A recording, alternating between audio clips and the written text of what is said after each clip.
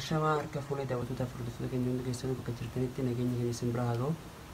Akkuma beekamu jechuudha yeroo xiqqoon jala haalli nu bijaa odabee diraamaa itti murree turre akkasumas diraamaa eegallee jechuudha. Ashama harka fuula daawwattoota furdiftoota keenya hundi keessanuu bakka jirtanitti nageenya keenya isin bira nuuf haa jiraatu jechuudha.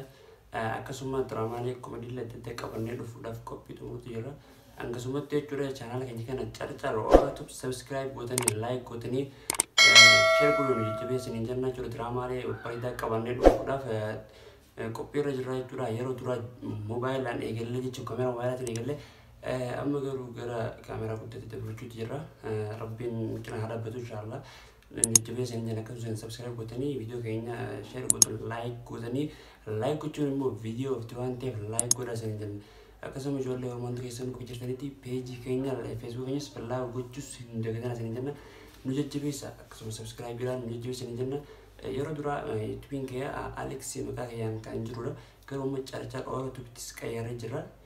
Sababa maaliif carcar Oromootti kan qayyaree sababa jechuudha YouTube gamtaadhaan dalaguudhaaf jechuudha gamtaan hojjechuudhaaf jira. Sababa saniif kana YouTube gamtaadhaan goone carcar Oromootti qayyaree jira jechuudha. Samaafuu carcar Oromootti kan subscribe gootanii biyya dhaabbadhaa isin jenna.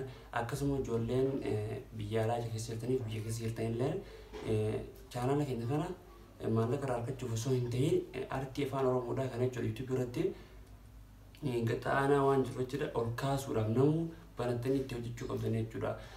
Maaliif yoo ta'an YouTube irratti hojjechuun maallaqa irraa argattanii osoo hin ta'in YouTube irra maallaqni gatiin argamu waan xiqqaadha jechuudha. Dura dhibbaa sadii waan ga'uu miti jechuudha.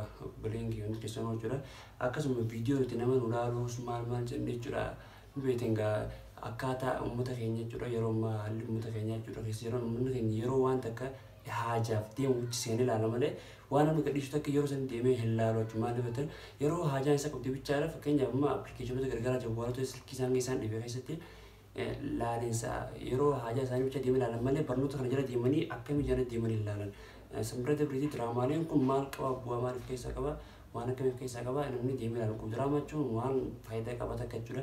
Adeemsa haalli ilma namaatirraa waan adda addaa irraa jechuudha. Akkasuma ta'e artistii Magarsaa wajjinis ni jirra jechuudha. Magarsaa yeroo ammaa waan biraan turre garuma viidiyoo kofaati waraabuudhaaf dirqama waan natti ta'eef viidiyoo waraabeetu jira.